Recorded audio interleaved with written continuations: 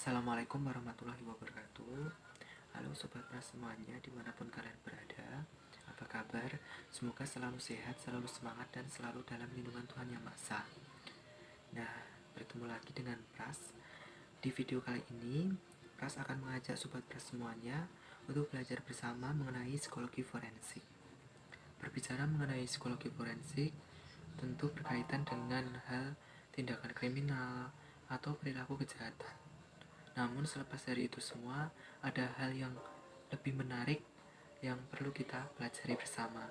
Penasaran bukan? Yuk langsung saja kita belajar bersama mengenai psikologi forensik. Jadi yang pertama, kita akan mempelajari mengenai definisi dari kata forensik itu sendiri. Jadi kata forensik dalam ilmu sains maupun pada praktik selalu dikaitkan dengan segala hal pencarian alat bukti kejahatan yang ujungnya akan digunakan dalam proses di pengadilan. Lalu selanjutnya, pada saat ini kehadiran ilmu forensik tampaknya sudah menjadi bagian yang tidak terpisahkan lagi dari praktik penegakan hukum, mulai proses penyelidikan dan penyidikan atau oleh polisi, penuntutan, dan yang terpenting proses acara di pengadilan. Seorang profesional yang diberi julukan forensik, misalnya nih, dokter forensik, psikolog forensik, semis forensik, menjadi bagian yang penting. Bahkan hampir tidak mungkin diabaikan dalam proses hukum tersebut.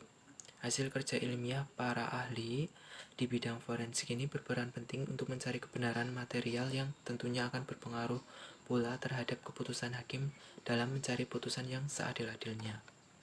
Kemudian psikologi forensik seperti yang sudah disinggung tadi ya teman-teman, lahir sebagai respon psikologi dalam bidang hukum. Ada dua bidang ilmu dalam bidang psikologi yang banyak mempunyai irisan dan kadang-kadang dipertukarkan satu sama lain. Pertama adalah kriminologi psikologi atau psikologi of crime, atau dalam bahasa Indonesia sering disebut sebagai psikologi kriminal. Bidang ilmu ini mempelajari seluk-beluk mengapa orang melakukan kejahatan. Fokus psikologi of crime adalah mencari tahu mengapa orang melakukan kejahatan dari perspektif ilmu perilaku atau psikologi. Bidang studi ini lebih dekat pada kriminologi daripada ilmu forensik. Sementara itu, di sisi lain ada lagi yang disebut sebagai psikologi forensik. Psikologi forensik bergerak ke arah lain, bukan lagi pada sekedar mencari sebab musabab orang melakukan perbuatan kriminal, melainkan membantu proses pengadilan dalam proses pembuktian. Psikologi akan menggunakan seluruh ilmu tentang perilaku manusia yang dipunyai untuk memberikan bukti, misalnya, apakah perkataan seseorang bohong atau tidak bohong. Apakah terdapat bukti psikologik yang absah bahwa seseorang mengidap kelainan atau patologis mental tertentu? Seseorang psikolog forensik akan diminta bantuannya oleh aparat hukum untuk menyediakan bukti data, bisa dari tes, wawancara, observasi, dan analisis keilmuannya dalam bentuk testimoni keahlian ya, di depan pengadilan.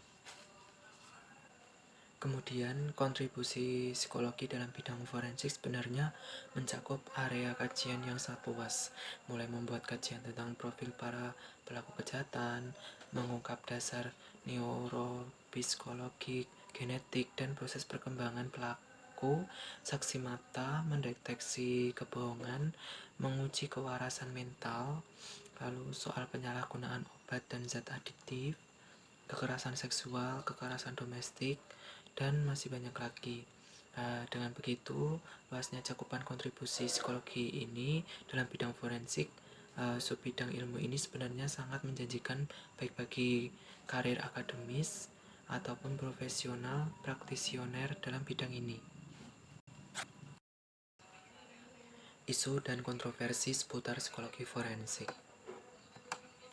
Isu yang sering mengemuka dan menjadi kontroversi dalam penggunaan psikologi di pengadilan adalah masalah begitu banyaknya perbedaan mazhab dan syarat yang mengikat, di mana berlakuan fakta-fakta tidak terlalu mudah diinterpretasikan secara dikotomi. Masalahnya, hakim sering menuntut psikolog untuk memberikan judgement seperti itu. Sementara psikologi tidak berani memberikan judgement yang setegas itu karena hal ini secara ilmu behavioral, hal tersebut masih bergantung pada kondisi tertentu lainnya. Dengan begitu, hasil kerja ilmuwan perilaku sering tidak populer di mata para hakim. Pada sisi lain, interpretasi terhadap data psikologi, baik itu tes, pengamatan, maupun wawancara, pada kemampuan teoretik dan pengalaman yang kaya dalam praktik psikologik dari psikolog sebelumnya. Seperti yang lazim ditemukan dalam buku standar psikologi, Psikologi is both science and arts. Isu kematangan profesional menjadi faktor krusial dalam hal ini.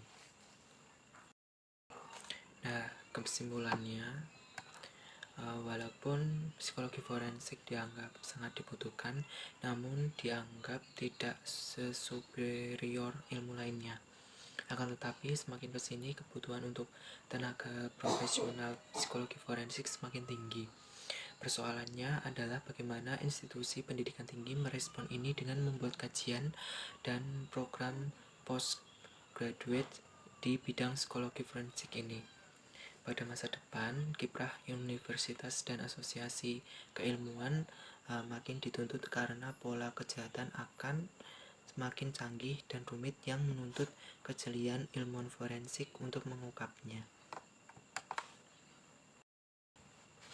Nah, itu tadi materi mengenai psikologi forensik. Sobat Pras semuanya, apakah Sobat Pras tertarik untuk menggeluti menjadi psikolog forensik? Kalau iya, jangan lupa untuk selalu semangat dan selalu belajar ya. Jangan patah semangat. Terima kasih. Wassalamualaikum warahmatullahi wabarakatuh.